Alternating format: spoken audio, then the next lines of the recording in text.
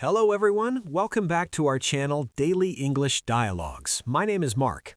And my name is Anna. We are so happy to have you with us today. How are you doing today, Anna? I am doing well, Mark. Thank you for asking. I am feeling calm and ready to talk. How are you? I'm doing great. I'm excited about our topic today. I think it is a topic that everyone needs to hear. I agree. Today, we are going to talk about motivation.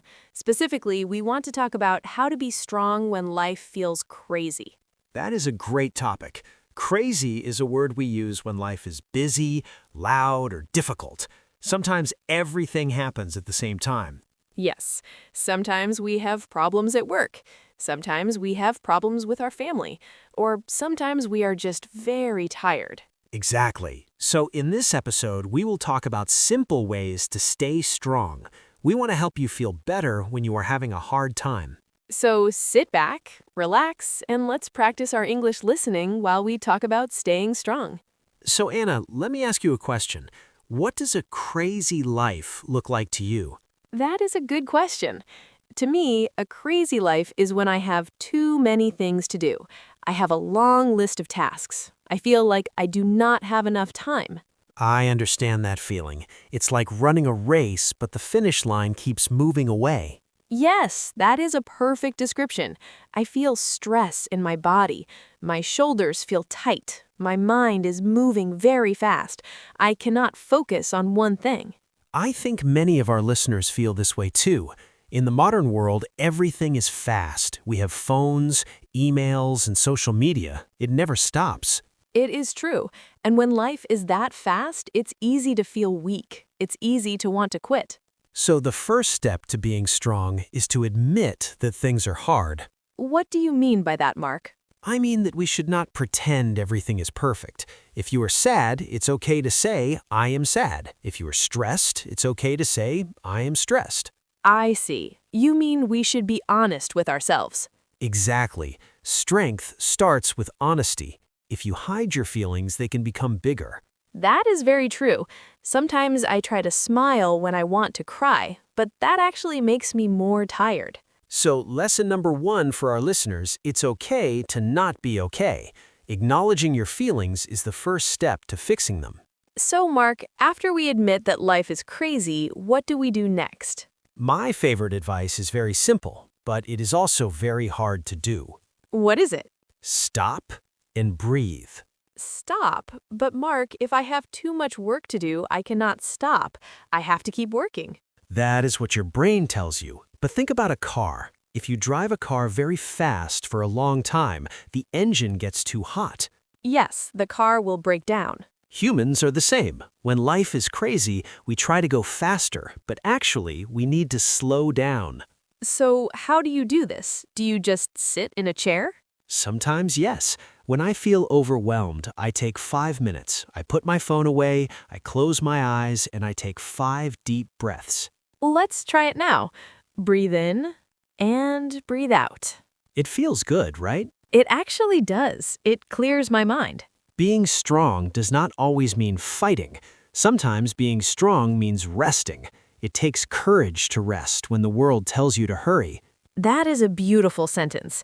It takes courage to rest. I will remember that. I think this is good for English learners too.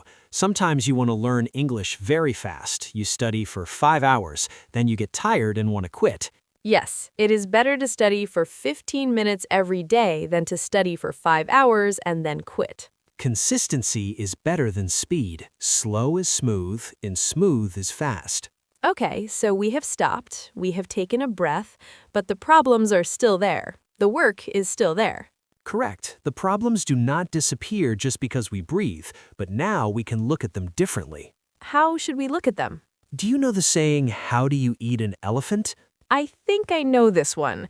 You eat it one bite at a time. Yes, it's a funny saying, but it's true. When life is crazy, we usually look at the whole picture. We see all the problems at once. It's like looking at a huge mountain. It looks too high to climb. Exactly. If you look at the top of the mountain, you feel afraid. You think, I can never get there. So what should we do instead? Look at your feet. Just look at the next step. Don't worry about next week. Don't worry about next year. Just worry about today, or even just worry about the next hour. I like that. It makes the problem smaller. Can you give me an example, Anna? When was a time you had to take small steps? Well, last year I moved to a new house. Moving is very stressful. It was terrible. I had hundreds of boxes. I had to clean the old house. I had to sign papers. I felt like I was going to explode.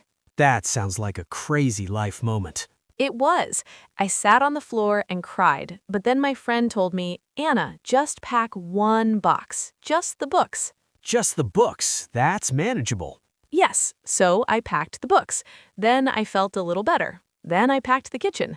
Step by step, I finished everything. That is a perfect example. You didn't think about the whole house. You thought about one box. So for our listeners, if you're having a bad time, ask yourself, what is the one small thing I can do right now? Maybe it's washing the dishes. Maybe it's writing one email. Maybe it's just taking a shower. Do one small thing. Then you will feel stronger.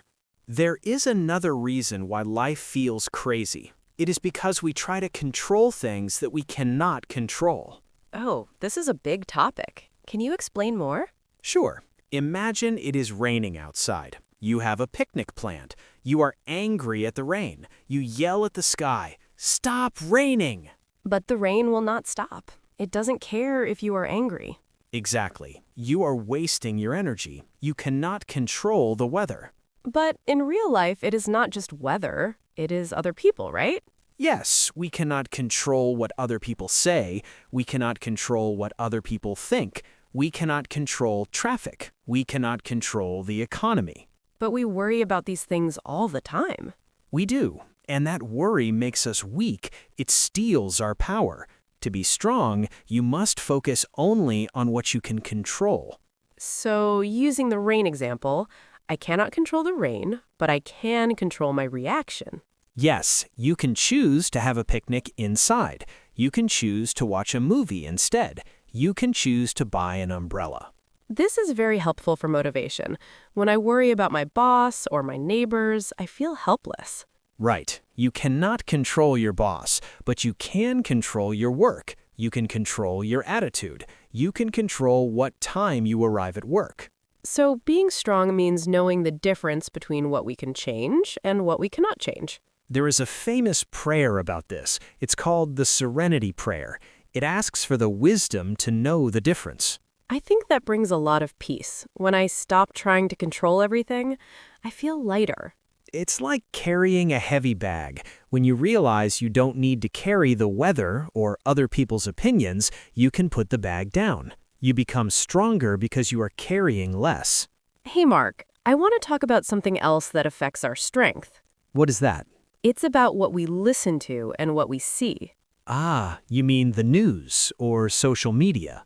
Yes. When I am feeling sad or stressed, I often scroll through my phone. I look at Instagram or Facebook. I watch the news. Does that help you? No, it usually makes me feel worse. I see bad news, or I see people who look perfect and rich, and I feel bad about my life. That is very common. We compare ourselves to others. Comparison is the thief of joy.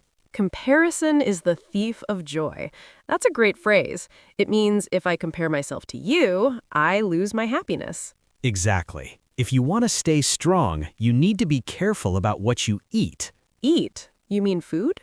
Not just food for your stomach, food for your brain.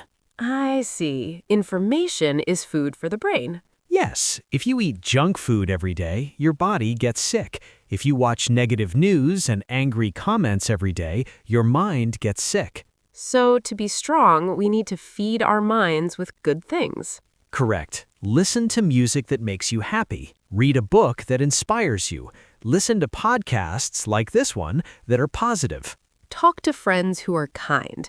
Avoid people who are always complaining.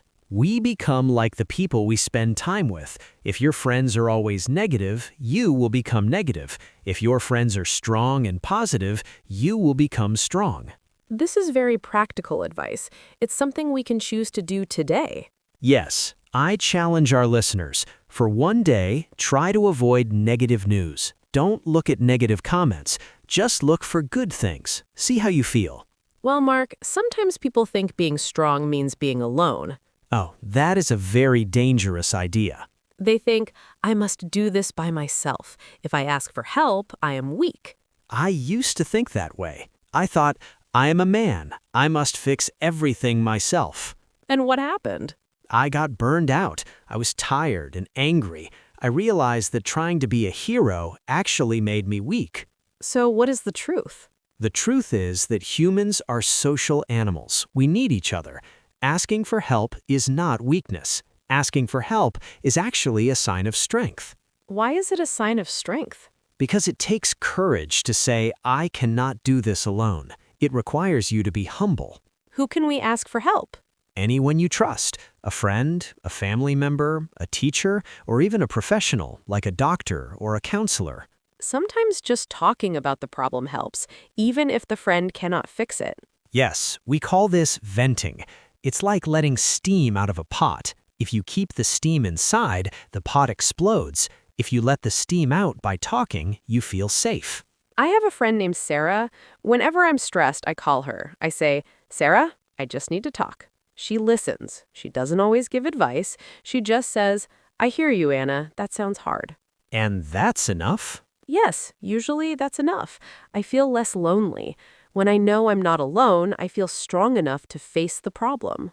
So, to our listeners, do not suffer in silence. Reach out to someone. Send a message. Make a call. You'll be surprised how many people want to help you.